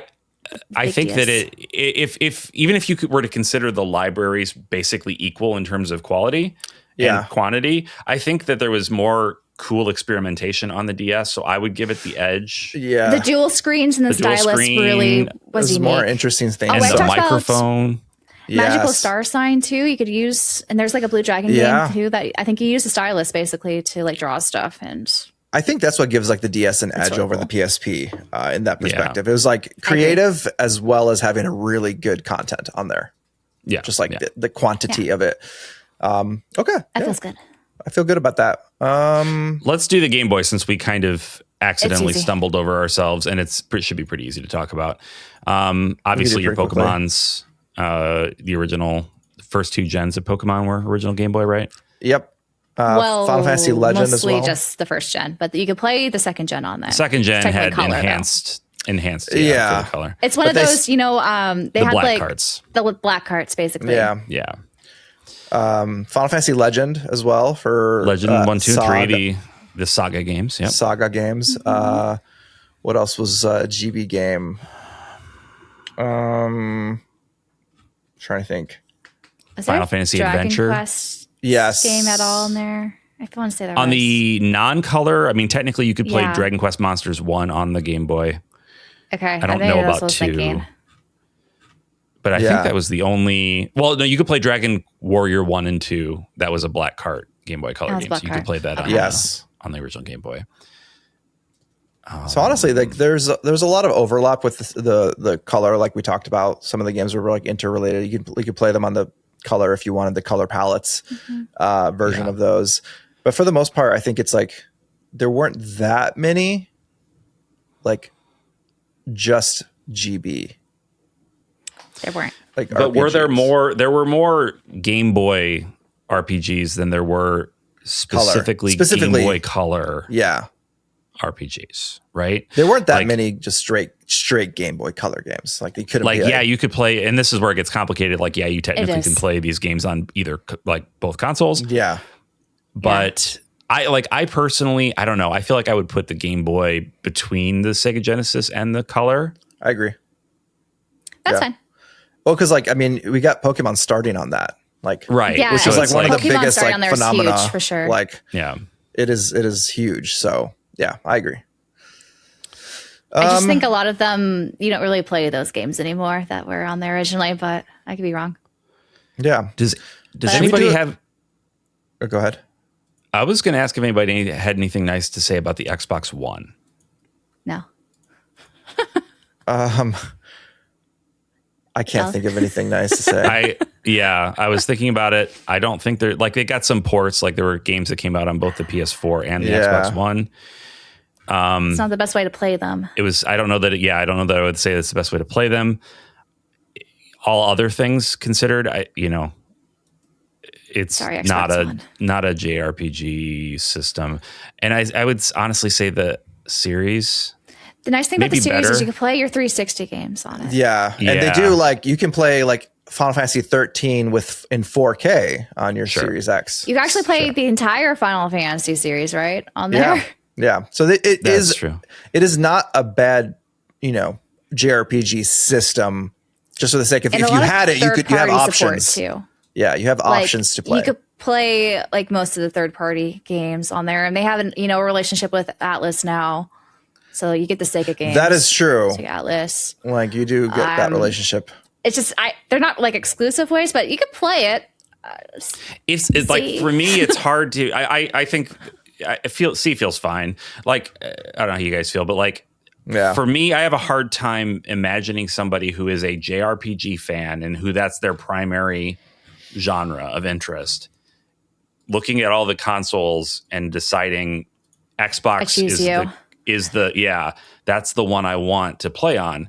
I don't understand that. Like if you like other genres of games that are well represented on the Xbox and you also like JRPGs, makes perfect sense. Totally. You don't need to have a Game Pass and all that. Yeah, you don't need a PS5 and an Xbox. You can get most of those games on Xbox anyway.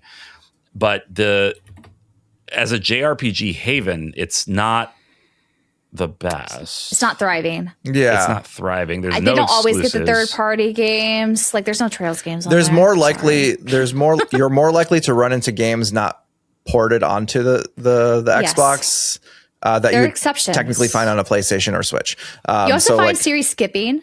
Like the Atelier series, Yumiya was on Xbox Series X, but then Resurgana was not. Right. Yeah. And the Ryza was not.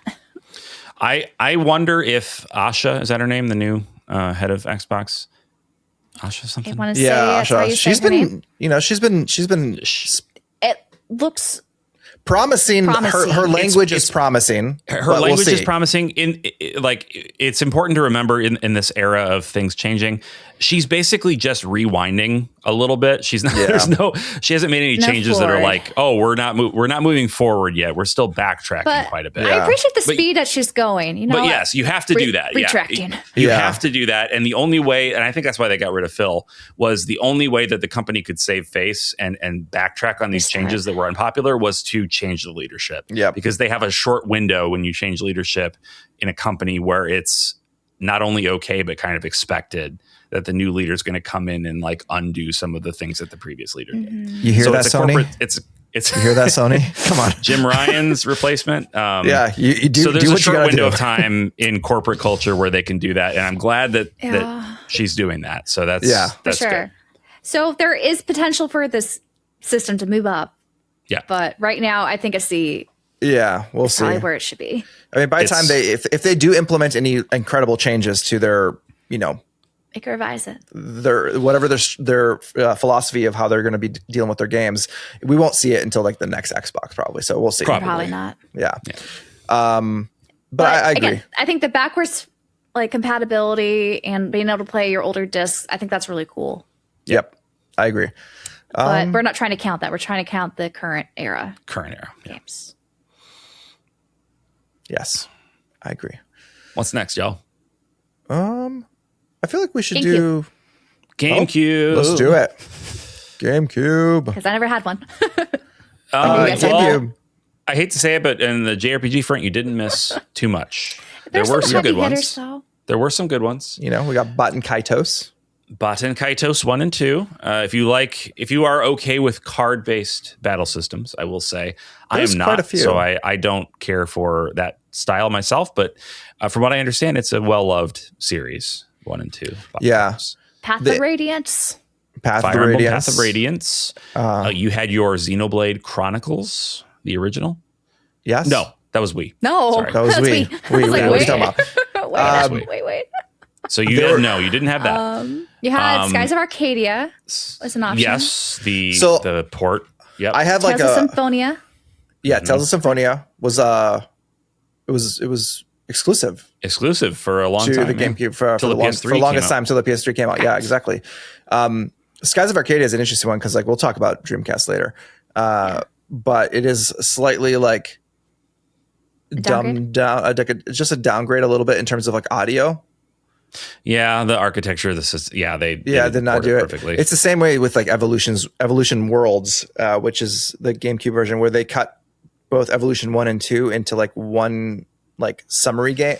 They summarized it all into one game, and so it cuts out a lot of content and things like that, which is an interesting interesting choice.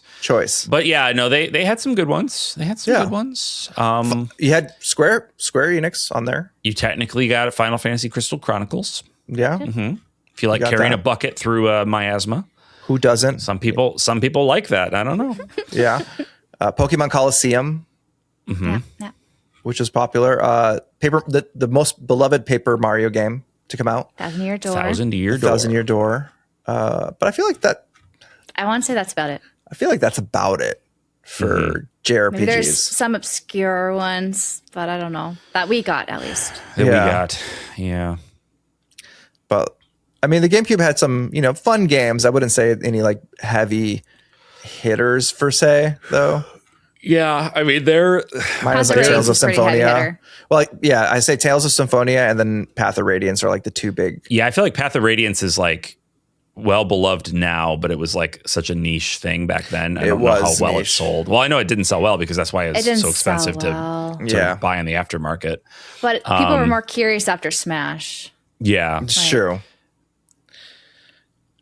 And so I mean, I think that it's, in terms of the quality of the games, if not quantity, I would say it's like a B-ish. Pretty good. Yeah. I would maybe, I don't know where I'd put it in terms of above or below Xbox. Xbox is where I'm stuck. Yeah. I'm kind of leaning below Xbox because of like, the experiences on Xbox were like quite good. With like Lost Odyssey and stuff. So yeah, Lost Odyssey is a big one. Yeah. Yeah, you hear people talk about like Lost Odyssey and with like, reverent tones today, whereas, Path of Radiance is pretty reverent too. But that's fair. Yeah. It is more niche. Fair. I would say it's more niche. Strategy RPGs tend to be more niche. Yes. Okay. Well, that's okay for now, at least. We're okay. It's kind of tight, but it's that should be fine. We don't have to think too hard about it. Yeah. Why don't we hit the PS Vita, guys? Yes. Let's do it. I think the issue with the Vita is they did have some exclusives, like Persona 4 Golden, the obvious one. But there's a lot of like third-party crossover with the 3DS. That's the problem, yeah. Or even like the PS3, right? Like there were games that came out on both in the JRPG world. Like, I've been struggling trying to collect more for the PS Vita. I'm like, I could buy this on this system instead. Exactly. Yeah. Like there's better versions of that game if you play them on like, on the PS3 or whatever else. A lot of them also been ported to the Switch. Exactly. But we're trying not to think that way because we can say that about a lot of the other past systems as well. But there are a lot of great games on there. Like to say, if you had a PS Vita, you'd have a lot of things to play on, even if you even though they're on other systems, kind of like Cyber Sleuth is on there. Cyber Sleuth's great. Yeah. Digimon. Yeah. Final Fantasy 10-2. 10-2. Ys, Memories of Celceta and Origin. Yes. Lacrimosa of Dawn was on there too. I also played Cold Steel 1 and 2 on there. Cold Steel 1 and 2 on there. Cold Steel 1 and 2. It's loaded screen's awful, but playable. You had Odin Sphere, the remaster of that. And Miramasa. Yes, Miramasa. Let me try to think what else there is.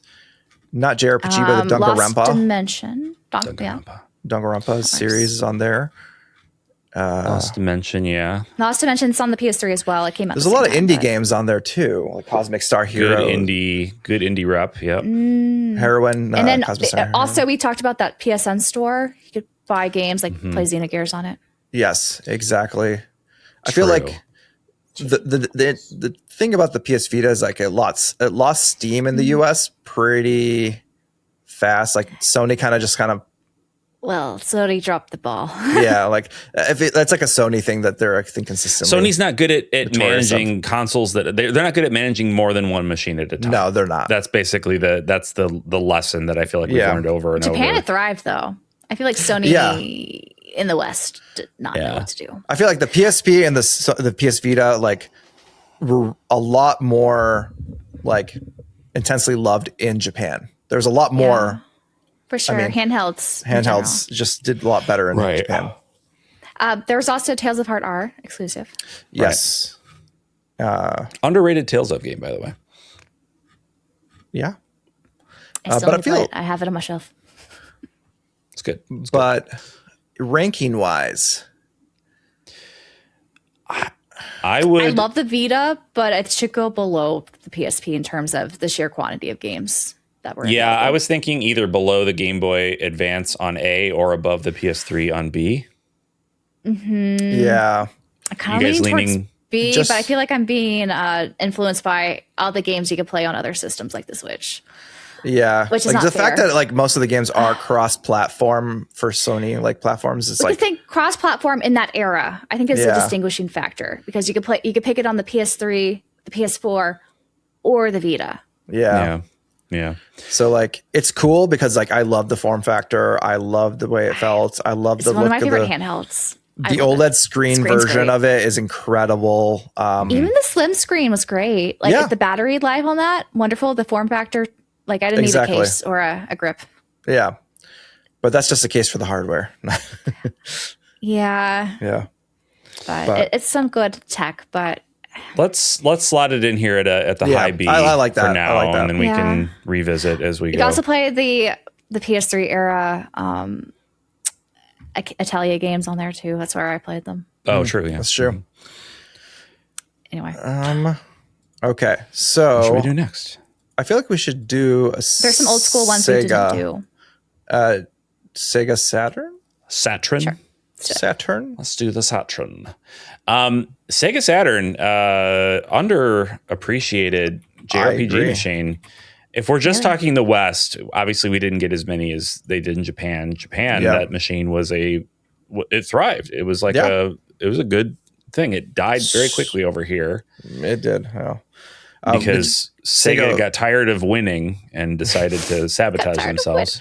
They kept releasing like hardware add-ons and everything like that just kept confusing consumers. That like it's literally Sega of Japan got jealous that Sega of America was doing so well, and they shot themselves in the foot by sabotaging 100%. Sega of America. Stupidest. I don't know how any of those guys had jobs. That's crazy to me. That is wild. But it's a very interesting story. Saturn is an incredible system, I think, across the board, not just JRPGs, but everything. There's a lot of like really cool stuff on there that everyone needs to check out. But you've got Shining, Wisdom. You got a lot of working design games. Working designs went nuts on that machine. Albert Odyssey. You got Magic Knight Ray Earth. Yeah. Oh man, just like Dragon Force, big games that were impressive graphically, and also just like, and obviously Sega Saturn leaned a lot more on pixel art, which now is like, wow, that's so smart. What a genius move. It aged so well. It aged much better than a lot of early PlayStation 1 games did. For sure. Panzer Dragoon Saga did not have those kind of graphics, but it's looked upon. It's pretty well liked. Yeah, it's pretty well liked, I think. It's only like $3,000. Yeah, that's it. You can't, and it's one of those games that's just stuck. And it's like a 15-hour game too, which nowadays sounds like a luxury. I know. You had I don't know if they ever ported it to the US, but like the Sakura they did Wars. Not, but Sakura Wars. Yeah. You had the Lunar games on there, but I think only Lunar 1, or maybe didn't make it to English. They did not come out in America. They only that was the problem with versions. I think Saturn as well. There's a lot of really good games that did not get ported to English. Yeah, so if we are just thinking in terms of the US library, West, it is. I would say it's a high B. Yeah. Wow. Okay. Honestly, I think so too. There's a lot of like PS3. I would put it above the PS3. Vita. Yeah. Would I put it above the PS3? I would put it below the PS3. Okay, just above the Xbox 360. Yeah. What do you think about that, Dalla? Yeah. Just strongly one way or the other. Okay. I agree. Just based off of all the games you guys named, because I don't know anything about any of the Sega systems.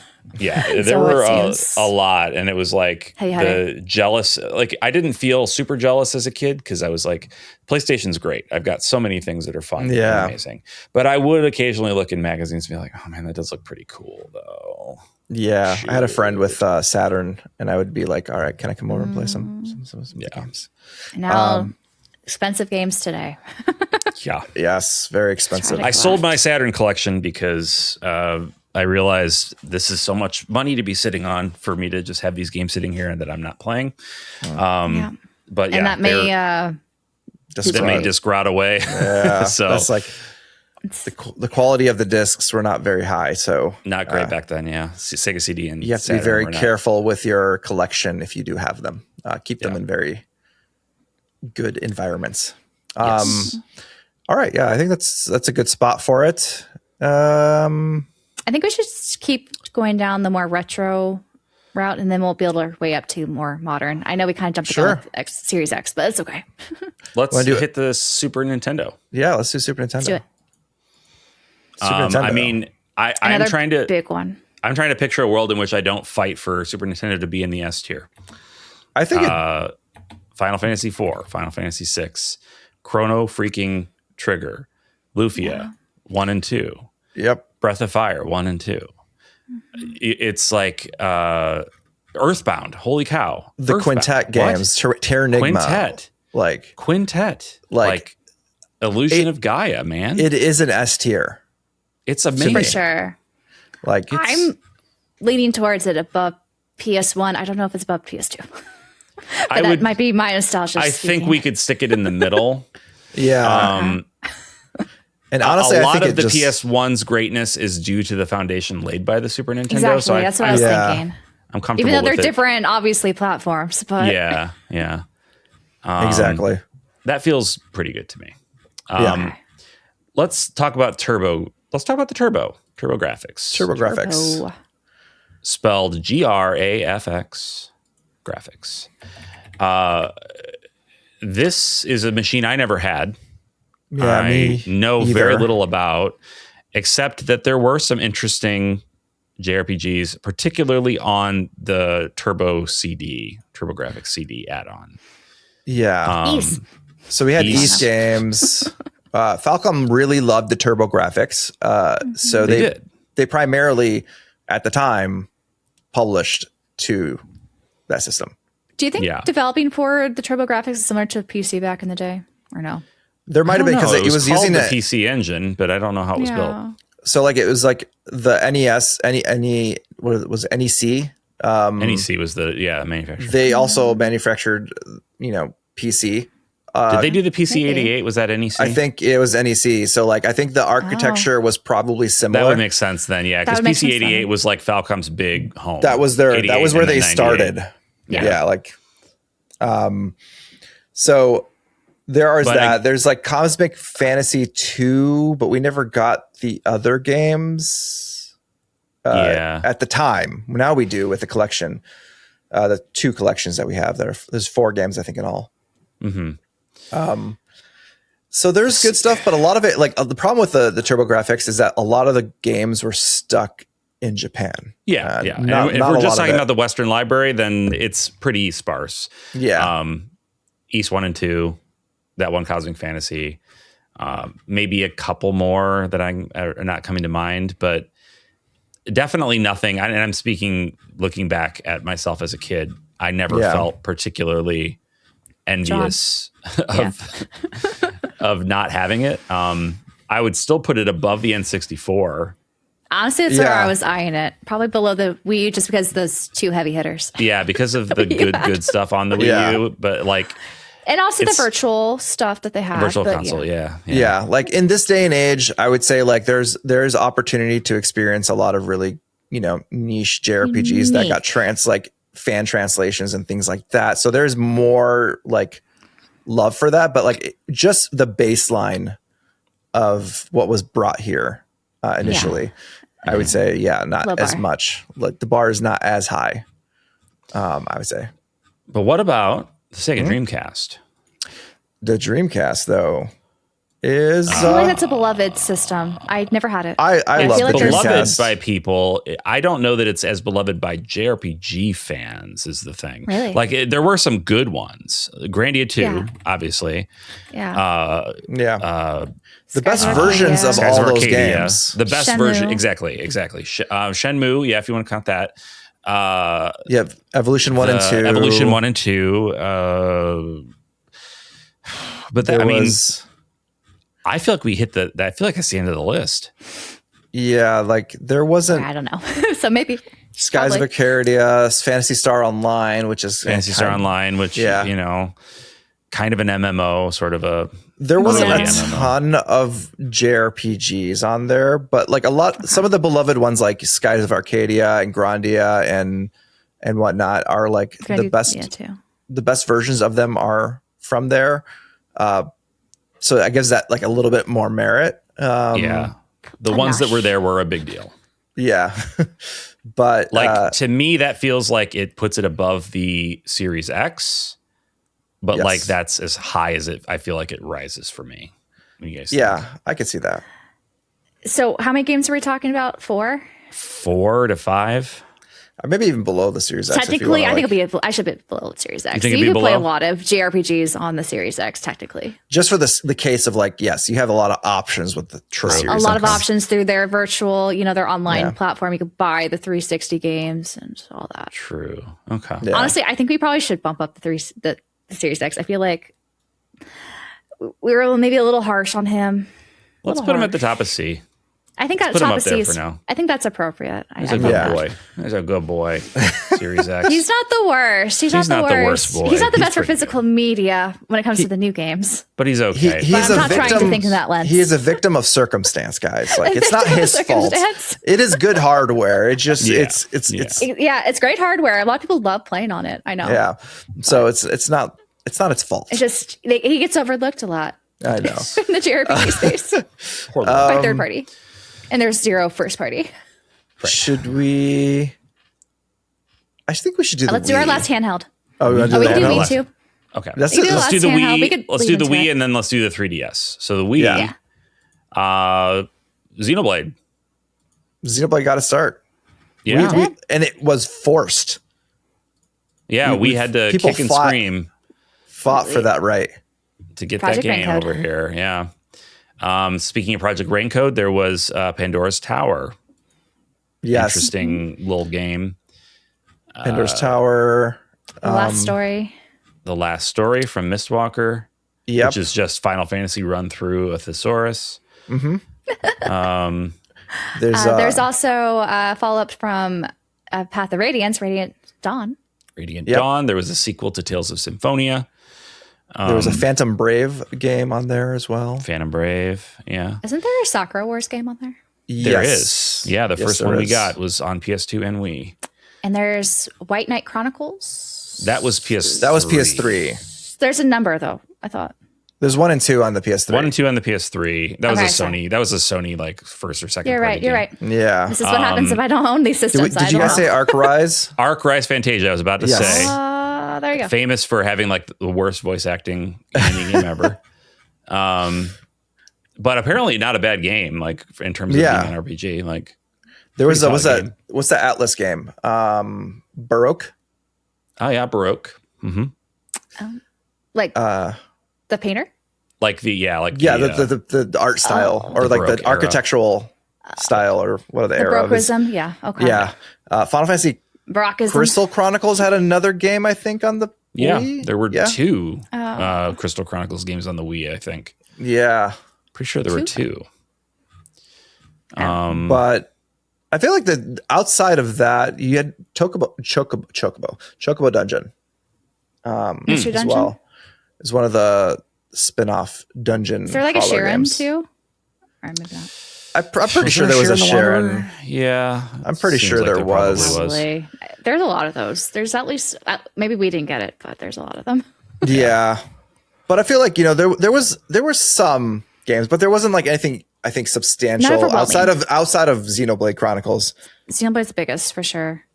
And and Fire Emblem, Fire Emblem a little bit. It's not as big as not as Path of big. Radiance, No. but it's the sequel. And then the Virtual Console, of course. The Virtual Console had like a Yeah. ton of games. A ton of older games on not just the NES and Super Nintendo and N64, but like TurboGrafx was on there. Sega Genesis was on there eventually. Yeah. Was there GameCube at all? Because I know you could play. It was the backwards GameCube games on compatible. there. It was backwards compatible, so yeah, you could play. But not on the digital. Okay. Not that, yeah. Interesting.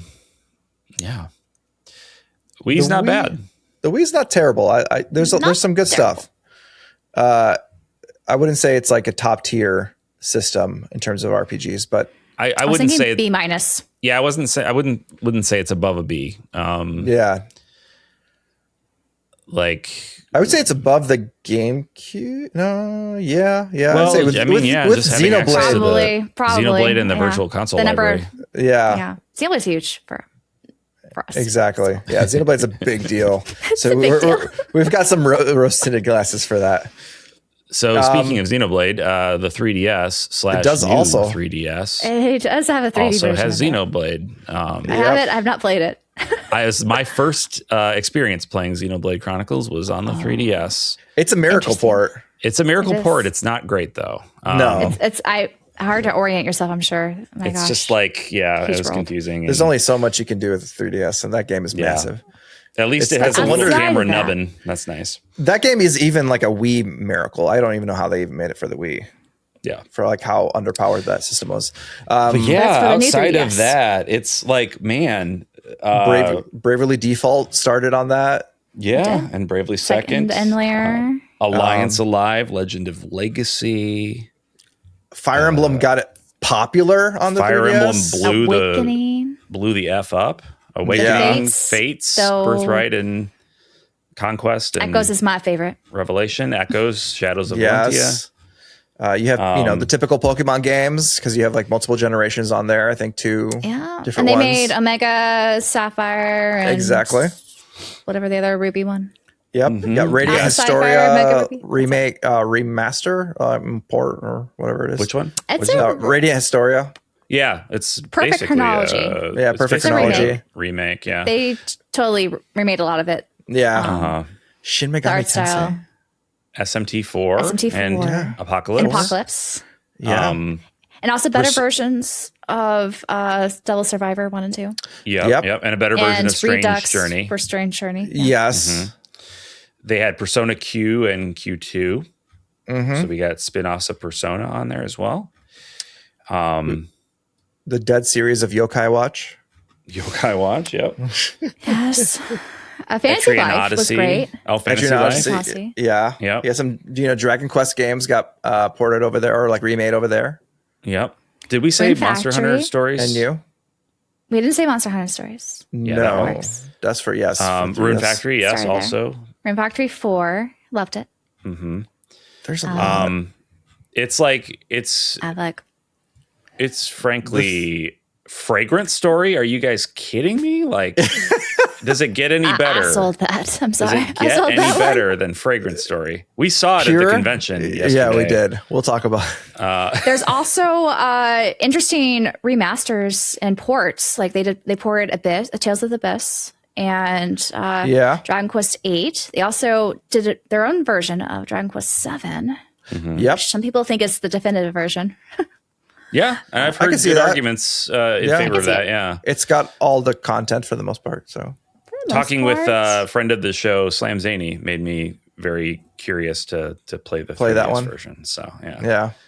I don't think I've ever played the 3DS version of it. I've only No. one of these days I should. I think One of point these is I feel like the 3DS is probably an S tier. I think so. There's some unique experiences. Like you can't play Stella Glow. You can't play Lord of Magna else is Made in here? Heaven. There's Come that on. one too. My gosh, The fact that Shin Megami you can play Tensei 4 is Conception stuck too on it. in other places, but Yeah. I played that on the Vita. You could and play also on other felt places. uncomfortable, but I did play Yeah. a little bit of it. Yeah. there's Yeah. some unique experiences though. There's some incredible experiences on there. So I think the 3DS. S tier. Beautiful. It could go behind PlayStation. Yeah, I feel like it's in the lowest of that tier, but still great. still amazing. Still great. There's like And you can play your DS games too. Play The your DS? 3DS Yeah. Virtual Shop. eShop had some other eShop unique had a lot of stuff. experiences that were not physical. yes, Yeah. I agree. Now the PS4. PS4. That's another heavy hitter though. Pretty heavy hitter in terms of Pretty big. JRPGs. Pretty PS4. Because I mean, granted, coming off of the previous era. They were just- yes. PS4 is, I think, when Sony got its stride back for having JRPG, and also the JRPG just like for good. we're coming back at that point. I think They're like good. the world of JRPGs we're just started eating really well in the PS4 era, and then it's been kind of a carrying on since then. So I feel like that was like the Kickstarted again. resurgence of JRPGs, especially in the West. Yeah, and I feel like this is a modern enough system that we don't really have to list off every game. No, because I'm sure they're all like top of we mind. have an episode on our podcast That's talking true. about the JRPGs that you need to own on the PS4, mostly exclusives. So you can check out that episode. Yeah, check that out. Yeah. But honestly, I'd give it an S tier I was thinking S tier or high A. A-. I don't know. Like, I don't know what you guys want. Because I think this is also the era we got a lot of like cross-gen stuff. Yeah, but it's also Because a lot of the games that came, like they kind of, it's great for, there's a lot of great JRPGs. I feel like the next few ones we're going to have are just all going to be S tier. Because I think modern gaming is a great place to play JRPGs, you know? It is. honestly, yeah. I feel like that just goes to show how I think much we're we've gonna come along in these years, like at this point in gaming. Yeah. So I think we should do Switch. We could just So switch yeah, one. Another S tier there. the original Switch is S tier. I think the real question is, where does it fall? I think In my above opinion, the PS4, above PS4, Above PS4. the 3DS. above the 3DS. Yeah, I'm with you there. I would also argue maybe above the PS1. But I would probably put it above the PS1, but I don't know if I'd go higher. I don't Yeah. think I would go higher, just given legacy stuff. Yeah. But I think there's so many games, and that's when they started, remastering and porting a lot of oldies. Yeah, It's truly There's so many good stuff. a quantity beast, right? It has everything. It's not always the best place to play every JRPG. true. No. So like I think the PS5, which I'm assuming going to talk about now, Yeah. has almost the library that the Switch has in terms of quantity. Minus the Nintendo exclusives, of course. But it and then tends there to are- be a better place to play them. Yeah, Yes. there's like a handful of games you can't play on there because it's Switch only. Right. Yeah, But for the most part, they have a lot of crossover, and it's mostly better on there, though. Some of the games that went on Switch, they went to PS4 instead of PS5. True.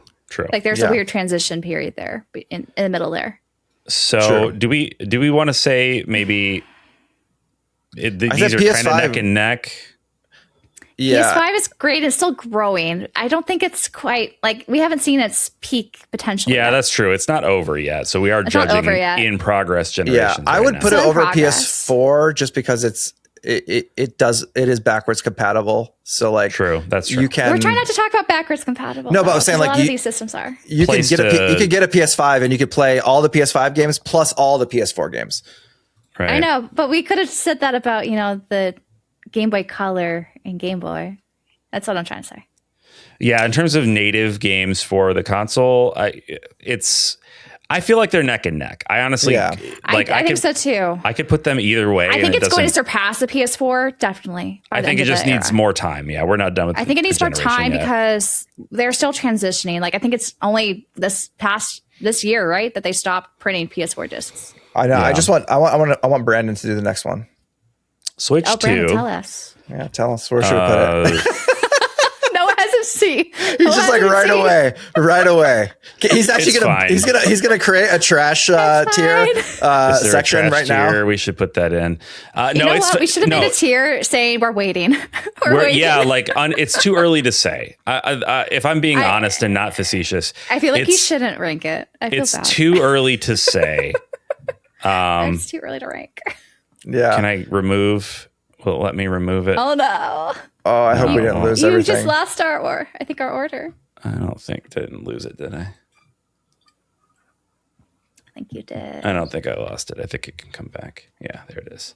Okay, good. Okay, good. So You this can't is down put it here at the down? bottom of D. It won't let me put it out. I do think that the Switch 2 is too early to rank. There's just not enough data. Because people are going to just, skip to the Screenshot last it? bit and screenshot it. Just hold it just below. Hold it below Okay. D. There you go. Just keep it there. All right. This is where the We Switch don't want 2 the is. Nintendo Switch 2 is people like angry at us. in kind of like purgatory right Switch now. 2 is, yeah, It's It's- in purgatory. yeah. it's not- We're determining. Like if we want to say is it a great place to play some JRPGs? Sure, it's getting ports of lots of 2-year-old games. It is. It is. Right now. I can't not be facetious about it. It is fine. But like it and does. Also, the boost mode's great. It plays your Switch games better. I gotta give it. I gotta give it that. Claim on that. I gotta give it that. So like, at least we're not supposed to do that criteria though. No. We're trying not to. Oh yeah. But we're not ranking this one anyway, so we can say we're not ranking it. It doesn't matter. We're not ranking it. We holding it hostage. It's being held here. Gives us more games. Give us Fire Emblem Fortune Sweep. Give us something, guys. It's been a year. I have nothing for this machine. Well, there's Bravely Default, Flying Fairy. Remaster of the 3DS That's game. the only unique, I think, Switch 2 game right now. Yeah. That's a JRPG. That's not available on other machines, right? That's it. Although, didn't they port Bravely Default to Xbox and PC? Yes, they are. Oh my God, they just did. That's right. It's no more exclusive. No longer. Yeah. So that wasn't even a year before they ported those. Right. Yeah. Well, I mean, exclusives are pretty hard at this point, unless it's like a straight up Nintendo game. It really is. But there really isn't any like Switch 2 versions of games, like in terms of like, that were made for the Switch 2. The same thing with the PS5. There aren't any PS5 versions. There's some that usually it overlaps with Steam if it's not on the Switch 2 right now for PS5. Some Xbox Series X, but mostly you're competing with Steam. Yeah, I feel like we should have, if the Steam machine was out, we definitely should put that on here, because if you want to talk about best place to play JRPGs, Steam is kind of it, man. Like they have everything. Yeah. They have everything, modern, everything and more. Retro. Everything and more. Some of it's not compatible. I don't know for JRPG specifically which ones are having issues with modern systems or displays. That's like the complication of like PC. That's the part that we don't know about. That's just that's PC definitely gaming. the Steam thing and PC gaming for sure. Well, Steam is supposed to be a console. You're supposed to be play it all, right? Because it's a Steam Deck. Yeah. I mean, if they're using like the Proton, it's. That's why they have the compatibility list of like what games have been like fixed to work on that. Exactly. Yeah. So, but it is pretty extensive, even taking that into account. So Steam is great, and if you are, not a we should have put the Steam Deck in this. Yeah, that's true. That's what I'm realizing too. Yeah, that was a mistake. Yeah. I would put the Steam Deck in at least an A personally. Yeah, just in terms of how many games there are, how nice it is to be able to play them, being able to seamlessly go from playing on your PC to the Steam Deck and back.